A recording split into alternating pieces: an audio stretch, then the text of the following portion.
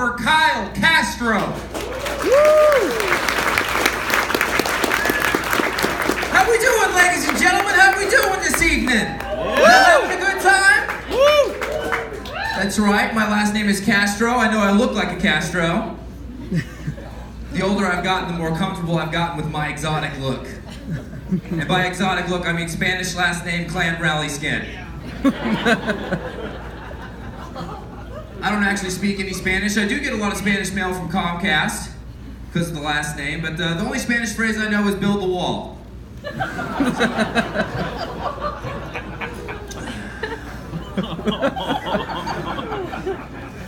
You know what's ironic though? We're gonna build a wall, but no one's gonna cancel their Cinco de Mayo party. We're gonna build the wall, hijack Mexican independence, all because we can't resist the 2-for-1 Chili's margarita pitcher deal. Yeah, I'm not even Spanish though. If you trace my origins all the way back to the 1400s, I'm actually Filipino, and my family last name is Knack Knack. I don't know anything about my ancestors, but doesn't that sound like the name of a group of people that got their ass handed to them on a regular basis? When the conquistadors were like, how are we going to conquer the Philippines? Like, I don't know, but this village of Knack Knack sounds like an easy target. Bunch of morons just running into walls over there. It's awkward though, you know, when I fill out a job application, I have to check the box. You know, they ask what your ethnicity is, and I have to check the box that says Pacific Islander. Why would you hire someone that describes himself as a Pacific Islander? That sounds like somebody that tans and wears Sperry's all day. Sounds kind of like a salad dressing. Like, I'll take a side salad with a side of 1,000 Pacific Islander dressing, please. I couldn't get a cool ethnic description. Like the word Caucasian, if it didn't mean dumb white people, it would be kind of a cool word. You know what I mean? Kind of sounds like a crocodile. No, I look as a Caucasian crouched in the swamp to attack its prey. Bah! Caucasian. But I'm originally from Arkansas. What's great about... Woo! Oh my God, there's one of us out there. Good for you. But, when you tell people you're from Nashville, they ask you about country music stars. When you tell them you're from Arkansas, they offer you therapy. And there's a reason for that. We're known for two things. Every year, we rank nationally in the top 5 for 2 things. That's methamphetamine production and obesity. It's the only place in the country where you're going to find a fat meth addict. I'm not here to preach the benefits of methamphetamines to you people, but weight loss is definitely one of them. No one watches those before and after meth head ads and thinks, man, that guy gained some weight. He didn't do enough. I'm going through a lot of therapy right now. Anybody have any family issues in here? Any family scars? Oh, yeah, all of us, apparently. Yeah, I'm getting some therapy. My mom's extremely bipolar. She quit taking her meds, and I always told my mom, it'd be amazing what you could accomplish if you put one of your minds to it. You know? Just focus. My dad was an extreme alcoholic. He drank 1 bottle of Old Crow whiskey a day. Does anybody remember Old Crow whiskey? Yeah, it's the cheapest whiskey they make. It's so cheap it comes with a free t-shirt. Which is ironic because we were poor, so my dad's alcoholism indirectly kept the children clothed. Which is kind of hard though. I live in Nashville, we have all these 5-star restaurants. When I order a $13 cocktail, I feel ripped off if it doesn't come with a free t-shirt. Where's my t-shirt? What am I supposed to wear home? Yeah, we could have buried my dad in that t-shirt, but we chose to cremate him, which was kind of scary because his blood alcohol content level was so high, I thought he was going to explode. Like a human Molotov cocktail.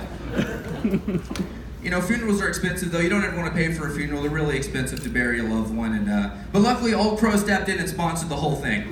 So, halfway through the funeral, it was like a basketball game. They had half-naked chicks with t-shirt cannons coming out, just boo, boo, boo, boo. Everyone got a free t-shirt. Same one I wore growing up, Old Crow. Anybody have single parents in here dating anybody? You gotta hear those single parent dating stories. My mom used to come home from Lowe's. Yeah.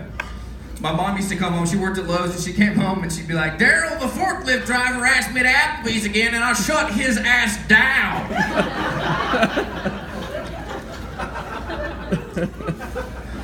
Great work, Mom. I'm glad your standards are so unwavering in the wake of Daryl the forklift driver with a mullet's advances. When I was 21 and my mom was 45, she got engaged to an 18-year-old. Yeah. Which was kind of awkward because I was the older man, so he had to ask me for permission to marry her. I was like, well, if you got your schoolwork done, fine. Yeah. Go ahead. You know what, in fact, congratulations. Here's a 20, go see a movie with your friends. Popcorn's on me. We got any frat boys in here? Anybody in a fraternity in college? Ow! Yeah, you're cool. Yeah. I never understood the purpose of fraternities in college. I had a friend who was in a frat, and I said, why be in a fraternity? And he was like, well, it looks good on a job resume. I was like, does it really? I imagine myself like interviewing someone in a bank, you know, like for a teller job, like, oh, cool, I see here that you were a Kappa Sig, that's great. Hey, why don't you tell me how butt-chugging beer at a hazing ritual makes you a good candidate to be a teller at my bank? And thanks for wearing the little croaky straps and your sunglasses in here, just in case a gust of wind comes in here during the interview. You know, safety first. With your Sperry's and your salmon pants. I think we need to consolidate some of these reality TV shows. There's too many of them. They seem to be on for decades at a time. I think we should consolidate like The Biggest Loser and The Bachelor, like The Biggest Bachelor.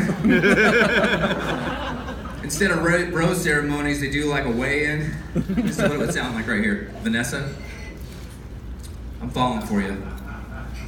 I didn't know about first love until I met you. Love at first sight. So let's get back here and weigh ya. Yeah.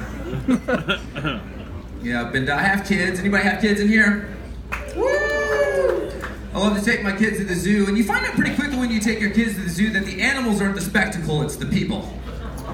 You ever see these people going into the zoo to watch the animals instead of being the animal? Yeah, I saw one lady out there, she had a t-shirt on that said, "Training Tiny Disciples for Christ." And she was pounding cigarettes, she had 15 kids running around. She's like, and I saw an incision on her throat, it looked like maybe she had a voice box. Well, she spoke, and I'll be damned, she had a voice box. She's like, Paul, you get away from the pond. No, your dad, if he was here, he'd kick your ass. No, Jimmy, you get away there. We're not even in the zoo yet. I can't wait to see how those tiny disciples turn out. They're gonna rock it out for Christ at the zoo.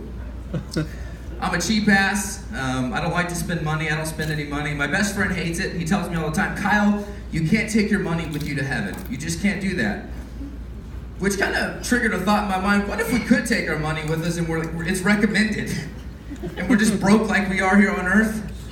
We get up to the pearly gates and God's like, all right, everybody, dinner's at 9, bring your wallets. We don't like any cheap asses tipping up here in heaven. And it's like, oh God. I left my wallet at the funeral parlor. God's like, why does everybody look so confused? Why, what's wrong, everybody? It's like, well, God, I didn't know I could take it with me. It's like, well, yeah, you can, and you better figure it out, because the only street of gold in the heaven's a toll road. I think that's how the Catholics invented purgatory. It's just a bunch of broke people trying to pay for the toll on the street of gold into heaven. There's a guy across the street holding up a sign that says, will work for food, didn't know I could take it with me. I've been Kyle Castro. Thank you so much for your time. Thank you. Y'all have a good time tonight? Who's ready for the next comic? One of the funniest ladies that Atlanta comedy has to offer. Everybody